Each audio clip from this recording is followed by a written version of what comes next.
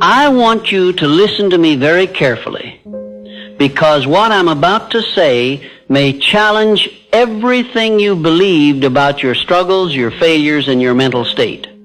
There are two kinds of people in this world. Those who go through life defeated, tired, complaining, surviving one day at a time.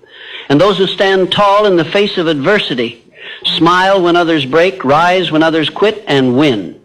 The difference: it is not intelligence, it is not luck, it is not education.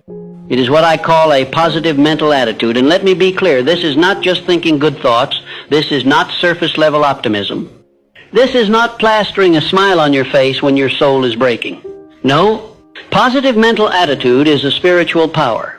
It is the ability to see through the fog of difficulty and still act with faith, precision, and purpose. It is the only known antidote to failure, and it is the foundation of all lasting success. I spent over 25 years interviewing the most powerful men of our time: Carnegie, Ford, Edison, Rockefeller. Men who built empires not because life was easy, but because they developed this indestructible mindset. They did not fear failure. They invited it. They did not surrender to setbacks. They studied them. They did not collapse under pressure. They learned to transmute defeat into success. And so can you. But first, let me ask you something. What is controlling your mind today? Is it fear, doubt, self-pity, resentment? Or is it faith, purpose, gratitude, desire? Because the mind does not remain neutral. It is always under the influence of something. If you do not direct it, the world will. If you do not master it, the devil will. That is a truth I discovered when I finally confronted my greatest enemy, myself. Listen to me now. Your mental attitude is the only thing over which you have complete, unchallenged, and unchallengeable control. You can control it if you wish. That truth will either set you free or offend your excuses. Because what you believe, you become. What you think about, you attract. What you dwell on, you eventually live out. You say, but I've tried to stay positive and life keeps hitting me. Then I ask you, what is your definiteness of purpose? Because no man can develop a strong mental attitude without a goal so burning, so consuming, so magnificent that even failure trembles in its presence. Show me a man without a purpose and I'll show you a man who drifts. And the drifter, my friend, is always in the devil's control. But show me a man who knows what he wants, who wakes up with fire in his belly and vision in his mind, and I'll show you a man who cannot be broken. To develop an unbreakable, positive mental attitude, you must first decide exactly what you want. Believe without wavering that you will achieve it. Act daily in harmony with that belief.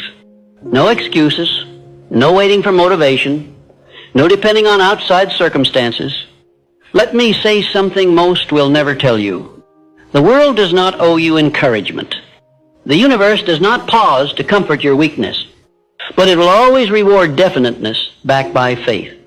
When a man decides that he will not quit, that he will not surrender to negative thinking, and that his mind is his, not his enemy's, then something magical happens. He begins to attract what he needs. People appear, opportunities emerge, strength he never knew he had begins to flood him. And failure? Failure begins to fear him. But this transformation only begins when you understand this next secret. Negative thoughts are not visitors, they are invaders. If you tolerate them, they will take over your home, your mind.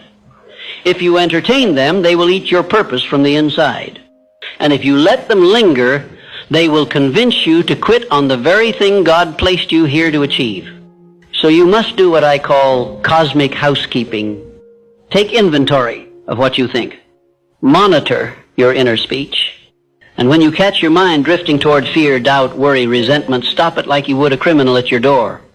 Replace it with gratitude, with faith, with the voice of power that says, I was not born to be broken. I was not created to be weak. I am made of the same substance that built mountains, that formed galaxies, that breathes through the lungs of champions. Now let me address the biggest lie that keeps people weak. I'm just not a positive person. Rubbish. You were not born positive or negative. You were conditioned. Your environment trained you. Your experiences shaped you. But nothing is set in stone unless you let it be. What has been learned can be unlearned. What has been programmed can be rewritten.